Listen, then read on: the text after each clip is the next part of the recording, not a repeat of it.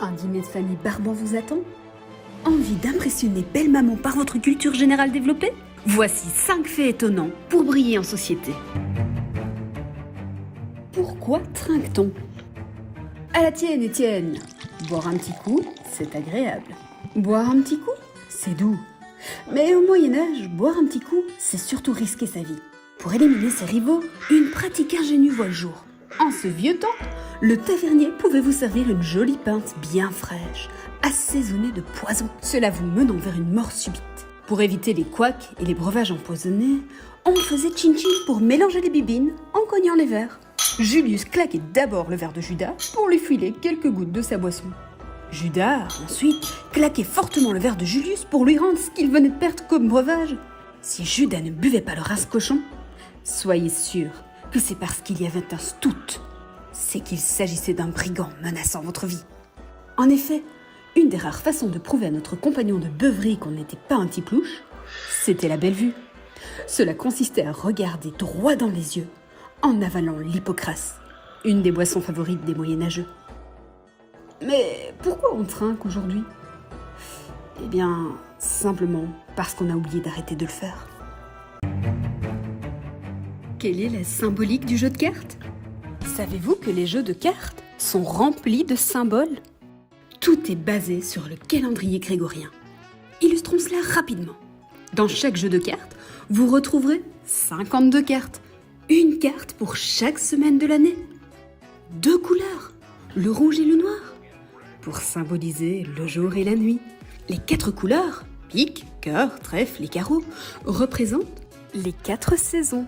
Dans chaque couleur, il existe 3 figures, le valet, la dame, le roi. Si on les multiplie par 4, on obtient 12. Exactement, comme le nombre de mois dans une année. Dans chaque couleur, il y a aussi 13 cartes. Les salariés chanceux pourront directement penser au 13e mois. Les agriculteurs, quant à eux, y reconnaîtront les 13 lunes. Vous êtes surpris? Attendez, nous avons encore mieux. Additionnons la valeur de toutes les cartes d'une même couleur. Le 1, plus le 2, plus le 3, plus le 4. Pour le valet, comptons 11, 12 pour la dame et 13 pour le roi. Vous l'avez? On obtient la somme de 91. Mais 91, ça ne correspond à rien. Attendez, si on la multiplie par 4, c'est-à-dire le nombre de couleurs, cela nous donne 364 jours. Mais dans un jeu de cartes, on a généralement 2 jokers. Un pour faire 365 jours et un pour les années bissextiles. Pourquoi les Anglais roulent-ils à gauche? Voilà une question qui pourrait vous retourner et vous mettre la tête à l'envers. Remontons une fois de plus au Moyen-Âge. Le moyen de déplacement le plus courant pour l'époque était le dos de votre plus fidèle destrier. La plupart des chevaliers étant droitiers, ils portaient donc leurs épées à gauche. Cela permettait une plus grande amplitude de mouvement lorsqu'ils dégainaient. Mais lorsque 2 cavaliers armés, allant chacun dans une direction opposée, se croisaient, il était d'usage qu'ils se croisent par la droite, afin que les épées ne s'entrechoquent pas, chaque cavalier circulant donc sur la gauche. Et si on se fie à cette histoire, il semblerait donc que ce soit les Anglais qui aient raison de circuler sur la bande de gauche. Oui, d'accord. Mais alors, pourquoi nous on roule à droite? Eh bien, au XVIIIe siècle, c'est le cheval qui devient has-been. L'industrie hippomobile voit le jour. Des fiacres, des calèches, un cocher. C'est ça qui est à la mode. Mais le problème avec les cochers, c'est qu'ils sont droitiers, eux aussi. Et lorsqu'ils rencontrent d'autres voitures hippomobiles sur leur droite, eh bien c'est le festival des coups de fouet. Les croisements hippiques deviennent épiques. On décide alors de changer de voie. Mais la faute à qui donc? La faute à Napoléon. Il trouvait ça gauche d'attaquer les convois par la gauche. Et il décida de changer de manœuvre en mettant au point une technique plus à droite, celle du changement de voie. Pourquoi les tirelires ont-elles une forme de cochon? Au Moyen-Âge, il s'en passe des choses. Dans les campagnes d'Angleterre, la star, c'est le copain pourcin.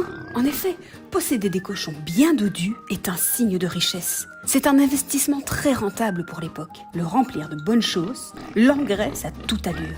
Un peu comme lorsqu'on remplit notre petite tirelire de plein de pièces. Jusqu'au jour où il nous faut la casser. En plus de cela, Les Anglais de l'époque conservaient souvent leur argent dans des récipients faits de pig, une sorte d'argile. Ces petits récipients prenant alors le nom de pig bank, soit tirelire. Il n'est donc pas étonnant que cette petite bestiole à la queue en tire-bouchon soit devenue l'emblème de nos tirelires. Pourquoi souhaite-t-on bonne merde? Cette expression remonte au 19e siècle, l'époque où on se rendait au spectacle en fiacre. Oui, en fiacre, pas en calèche. Les calèches, ça sert uniquement à la promenade. Les fiacres, ça sert au transport. Mais qui dit fiacre, dit chevaux. Et qui dit chevaux, dit popo, crottin. Plus il y avait de spectateurs, plus les fiacres étaient nombreux, et plus les chevaux garnissaient les rues d'étrons à l'avoine. Cette abondance de crottins dans les rues signifiait que le spectacle faisait mouche et rencontrait un franc succès. Il est donc d'usage depuis lors de souhaiter bonne merde pour souhaiter beaucoup de spectateurs et donc beaucoup de succès.